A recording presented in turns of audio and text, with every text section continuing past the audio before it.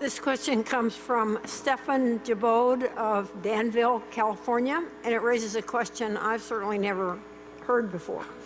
Mr. Buffett, in the past, you have recommended low-cost S&P, and again today, S&P 500 index funds as reliable long-term investment vehicles.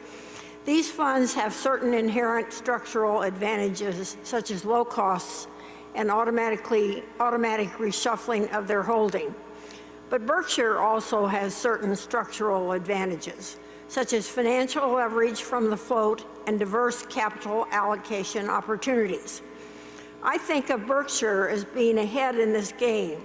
For example, it seems to me that if Berkshire's overall operating business and investment performance were to exactly match the total return of the S&P index over a 10-year period, Berkshire's growth in intrinsic value would outperform the S&P 500.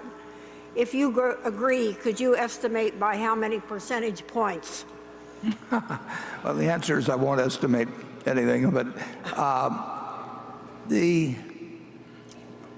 if we just own stocks and we own the S&P, our performance would be significantly worse than the S&P because we would be incurring a corporate tax, which would now be 21% on capital gains, plus possibly some state income taxes. And effectively, our tax rate on dividends depends where they're held, somewhere between 10.5% or 11 and 13%. So Berkshire is a mistake, or it's at a corporate disadvantage simply by the way the tax law runs compared to owning an index fund, which has no tax at the corporate level, but just passes through to shareholders. So I don't know whether we'll outperform the S&P 500 or not. I know that we'll behave with our shareholders' money exactly as we would behave with our own money, and we'll basically tie our fortunes in life to this business, and we will be very cognizant of doing anything that can destroy value in any significant way. But we will probably, if there were to be a very strong bull market from this point forward, we would probably underperform during that period.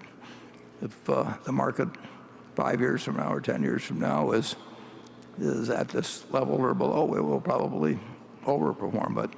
But I don't think that I don't quite understand the question in terms of when it says the total return of the S&P over a 10-year period and Berkshire's growth in intrinsic value would outperform. I don't know whether that will happen or not. Charlie?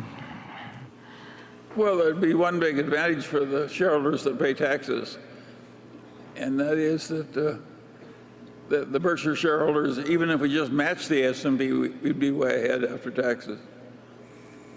We all have a pretty decent role in life and a pretty good position. We shouldn't be too disappointed. No. If we could have structured, going back to partnership days, we could have structured things so that actually over a period of time doing the same things we did would have come out somewhat more favorably for shareholders if we kept it to the original partnership group. But the present form hasn't worked badly, although we have had periods when our corporate capital gains tax, as opposed to the individual, I think it got up to 39% a couple of years or 1 year, and certainly was 35% for a long time. And then on top of that, we had state income taxes in some cases, and they exceeded. Well, I mean, if you owned a pass-through fund, you did not have that level of possible double taxation. Now, if you hold your stock forever, you don't pay it. But if you actually sell your stock, you've had a double tax effect. We're not complaining in any way, shape, or form. This country has treated us incredibly well. And we've had this huge tailwind, which I wrote about in the annual report, and it wouldn't have happened in any other country. So we've been very lucky that we've been operating in this country at this time. And